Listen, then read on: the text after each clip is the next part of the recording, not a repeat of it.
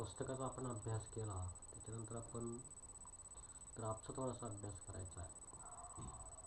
तर ग्राफच्या माध्यमातून आपल्याला थिअरी ऑफ इफेक्टिव्ह डिमांडचा पाहायचा आहे, म्हणजे प्रभावी मागणीचा सिद्धांत आपल्याला अभ्यासायचा आहे. तर ग्राफच्या OX अक्षावरती एम्प्लॉयमेंट म्हणजे रोजगार मोजला आहे आणि OY अक्षावरती डिमांड अँड सप्लाय म्हणजे समाजाची मागणी आणि अर्थव्यवस्थेला पुरवठा मोजला आहे. आता डिमांड म्हणजेच उद्योजकाचं उत्पन्न आहे आणि सप्लाय म्हणजेच उद्योजकाचा उत्पादन खर्च आहे. तो 0, 20, 40, 60, 80, 100, 120 असं वाढत जातो तो. आणि रोजगार उद्योजक कामगार कामावरती लावत चालले, त्यामुळे 1000, 2000, 3000, 4000, 5000 रोजगार हा वाढत चाललेला आहे. तर या ठिकाणी बाजूला मी सप्लाय ब्ल्यू लाईन आहे, सप्लायची ब्ल्यू लाईन आहे. तर सप्लाय म्हणजे काय, तर उत्पादन खर्च आहे. उद्योजकाचा उत्पादन खर्च हा असा वाढत चाललेला आहे. आता डिमांड रेड लाईन आहे, रेड लाईन म्हणजे उद्योजकाचं उत्पन्न आहे किंवा समाजाची मागणी आहे, तोही वाढत चालला आहे. पण विशिष्ट स्टेजनंतर तो उत्पादन खर्चापेक्षा कमी आहे, म्हणजेच पुरवठा जास्त आहे, मागणी कमी आहे. आता या सर्वांचा आपल्याला विचार करा. आता ई म्हणजे काय, तर ई म्हणजे इक्विलिब्रियम आहे, संतुलन आहे, अर्थव्यवस्थेचं संतुलन. या पॉईंटला काय झालं आहे, तर अर्थव्यवस्थेचं संतुलन निर्माण झालेलं आहे. आता हा पॉईंट म्हणजे कधी आहे, तर 3000 रोजगार पातळी. इथं आपण बघितलं बघा, 3000 रोजगार पातळी, समाजाची मागणी 54 लाखाची आहे, उद्योजकाचं उत्पन्नही 54 लाखाचं आहे. D=S आहे, म्हणजेच डिमांड बरोबर सप्लाय आहे, म्हणजे मागणी बरोबर पुरवठा आहे. तर 3000 रोजगार पातळीस या ठिकाणी 54 लाखाची मागणी आहे, 54 लाखाचा पुरवठा आहे. उद्योजकाचं उत्पन्न 54 लाखाचं आहे, उद्योजकाची मागणी खर्चही 54 लाखाचा आहे. हे दोन्ही समान आहे, म्हणून मी इक्विलिब्रियम ई घेतला. इक्विलिब्रियम म्हणजे संतुलन, अर्थव्यवस्थेचं संतुलन आहे, मागणी बरोबर पुरवठा आहे. तर सुरुवात करूया आपण. 1000 रोजगार पातळीस उद्योजकाचं उत्पन्न किती आहे, तर हे 18 लाख आहे, 20पेक्षा कमी आहे थोडंसं, 18 लाख आहे. आणि उद्योजक उत्पादन खर्च किती आहे, तर साहजिकच 10 लाखाचा आहे. हा जो 10 लाख आहे, हे 18 आणि हे 10 लाखाचा आहे, आणि 8 लाखाचा इथं प्रॉफिट होतं आहे. समाजाची मागणी कितीने जास्त आहे, तर 8 लाखांनी जास्त आहे, मागणी जास्त पुरवठा कमी आहे. तर नफा मिळतोय म्हणून उद्योजकानं 2000 कामगार कामावरती लावले.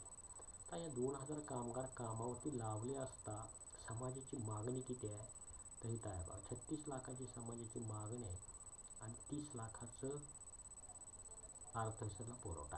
आता 36 लाख समाजाची मागणी म्हणजे उद्योजकाचं उत्पन्न 36 लाखाचं आहे आणि उद्योजकाचा खर्च आहे तो 30 लाखाचा आहे. दोन्हीमधला फरक म्हणजेच उद्योजकाचा नफा असेल तो 6 लाखाचा आहे. हे दोन्ही रोजगार पातळीस बघा, दोन्ही रोजगार पातळीस मागणी जास्त आहे, पुरवठा कमी आहे, मागणी जास्त पुरवठा कमी आहे. संतुलन आहे का, संतुलन होत नाही.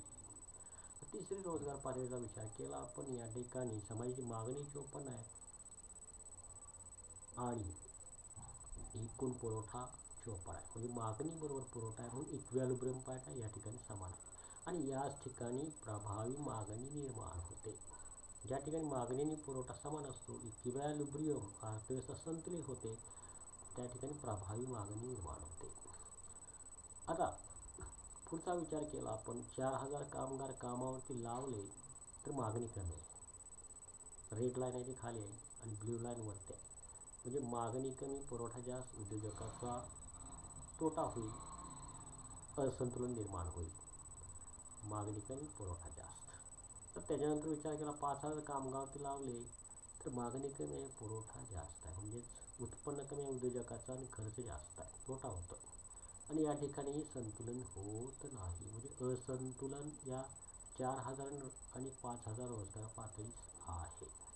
म्हणजे अर्थव्यवस्थेनं 3000 रोजगार पातळीसच फक्त संतुलन साध्य केलं आहे, म्हणून त्याला मी ई पॉईंट दिलं, इक्विलिब्रियम पॉईंट, अर्थव्यवस्थेचं संतुलन, म्हणजे अर्थव्यवस्थेचा संतुलनाचा भाग.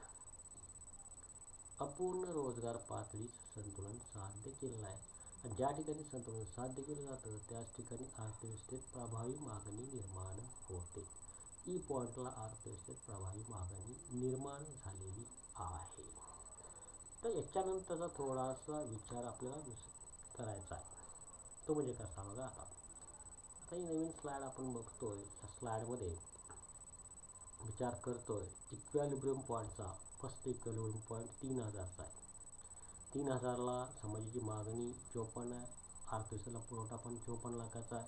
मागणी बरोबर पुरवठा आहे, संतुलन साध्य झालेलं आहे आणि प्रभावी मागणी निर्माण झालेली आहे. आता हाच पॉईंट आपण पुढे त्याचा विचार करत गेलो तर काय होतं ते आपल्याला अभ्यासायचं आहे. आता ई पॉईंट इक्वॅलिब्रियम पॉईंट. आता मी घेतो इथं E1 पॉईंट.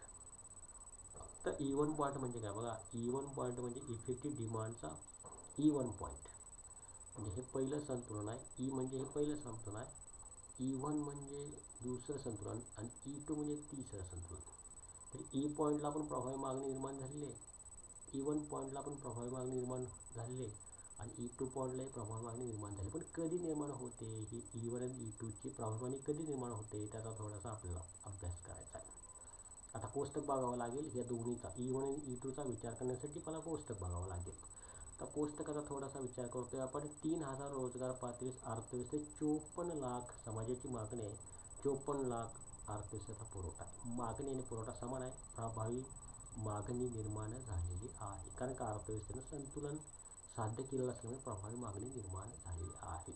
तर पुढचा पॉईंट मी घेतला 4000 कामगार कामावरती लावले. म्हणजे हा पॉईंट इथला आला, 4000 कामगार कामावरती लावले.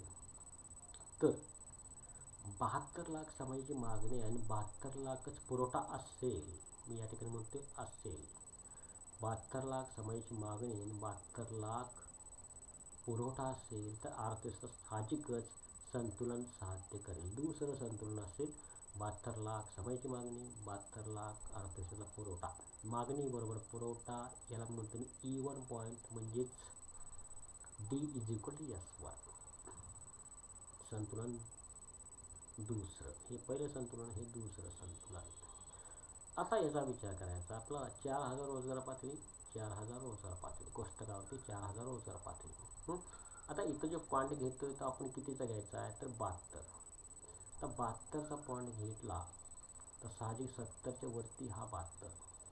हा 72 म्हणजे या ठिकाणी हा पॉईंट वरचा पॉईंट जर या ठिकाणी समान होत असेल, हे दोन्ही जर समान होत असेल 72ला, तर साहजिकच अर्थव्यवस्थेत रोजगार पातळी वाढते. किती? 4000ने रोजगार वाढतोय आणि 72ने काय होतंय तर अर्थव्यवस्थेतला पुरवठा वाढतोय. म्हणजे पुरवठा वाढला म्हणजे उत्पादन वाढलं. उत्पादन किती वाढलं? पहिला किती होतं? पहिला होतं 54, ते किती झालं?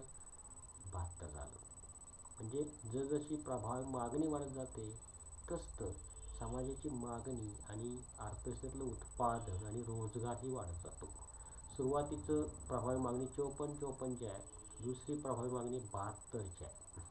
म्हणजे पहिल्या मागणीपेक्षा दुसरी मागणी जास्त आहे, पहिल्या पुरवठ्यापेक्षा दुसरा पुरवठा जास्त आहे आणि पहिल्या रोजगार पातळीपेक्षा दुसरी रोजगार पातळी जास्त आहे. तर प्रभावी मागणी वाढली तर समाजाची मागणी 72 लाख होते, अर्थव्यवस्थेला पुरवठा 72 लाख होतो. म्हणजे 72 लाखाचं उत्पादन निर्माण होतं आहे आणि 4000चा रोजगार वाढतो आहे. म्हणजेच अर्थव्यवस्थेतला रोजगार आणि अर्थव्यवस्थेतला पुरवठा हा प्रभावी मागणीवरती अवलंबून आहे. तुमची प्रभावी मागणी वाढली की अर्थव्यवस्थेला रोजगार वाढेल आणि अर्थव्यवस्थेतला पुरवठाही वाढेल. मग या ई पॉईंट जर 72वरती आला, हे वरचं मी घेत नाही, पण ह्या 72ला जर हे दोन्ही बिंदू समान असतील, म्हणजे हे दोन्ही बिंदू 72 असतील, तर साहजिकच ई पॉईंट असेल आणि ई पॉईंटला काय म्हणू आपण? समाजाची प्रभावी मागणी. समाजाची प्रभावी मागणी वाढली की 72 इतका मागणी असेल, 72 इतका पुरवठा असेल आणि 4000 रोजगार पातळी असेल आणि हे दोन्हीही वाढलेलं असेल. तर समजा परत 5000 रोजगार पातळी समाजाची मागणी 90 लाख झाली आणि अर्थव्यवस्थेतला पुरवठाही 90 लाख झाला, तर अर्थव्यवस्थेनं संतुलन साध्य केलेलं असेल आणि हे तिसरं संतुलन असेल. आणि या तिसऱ्या संतुलनाला मी म्हणतो E2. म्हणजे इथं जे 5000 रोजगार पातळीचं आपण ग्राफवरती बघतोय, ही जर 90-90 असेल, म्हणजे समाजाची मागणी आणि समाजाचा पुरवठा हे दोन्ही पॉईंट जर एकत्र आले तर 90वरती येतील. आणि जे जर 90 असेल तर या ठिकाणी काय म्हणेन मी? ह्या संतुलन अवस्थेत प्रभावी मागणी निर्माण झालेली आहे. तर प्रभावी मागणी वाढली तर पण झाली. प्रभावी मागणी वाढली, रोजगार 4वरनं 5 झाला. प्रभावी मागणी वाढली की रोजगार वाढतोय आणि प्रभावी मागणी वाढली की तुमचं उत्पादनही वाढतं आहे.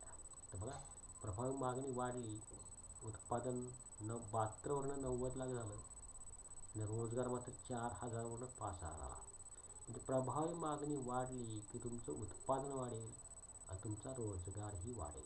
म्हणजे अर्थव्यवस्थेतला, भांडवलशाही अर्थव्यवस्थेतला उत्पादन आणि रोजगार हा प्रभावी मागणीवरती अवलंबून आहे.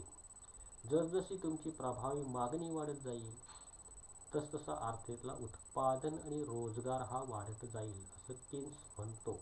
म्हणून त्याच्या सिद्धांतास प्रभावी मागणीचा सिद्धांत असं म्हटलं जातं. म्हणजे अर्थव्यवस्थेला उत्पादन आणि रोजगार कोण ठरवतं? तर इफेक्टिव्ह डिमांड ठरवते. उत्पादन आणि रोजगार प्रभावी मागणी ठरवते. आणि अर्थव्यवस्था संतुलन कधी साध्य करते? तर अपूर्ण रोजगार पातळीस, म्हणजे अर्थव्यवस्थेत बेकारी असताना अर्थव्यवस्था संतुलन साध्य करते असं मत या केन्सनी मांडलं. याच्या सर्व थिअरीचा अभ्यास आपण केलेला आहे. थोडासा याचा अभ्यास तुम्ही करा. आणखीन 2-3 वेळा व्हिडिओ बघून तुम्हाला समजेल. आणि एकदा का हा समजला तर फारसा प्रॉब्लेम येणार नाही. आणि सिंपल थिअरी आहे, पण थोडंसं लक्ष देऊन ऐकावं लागेल. Okay, thank you.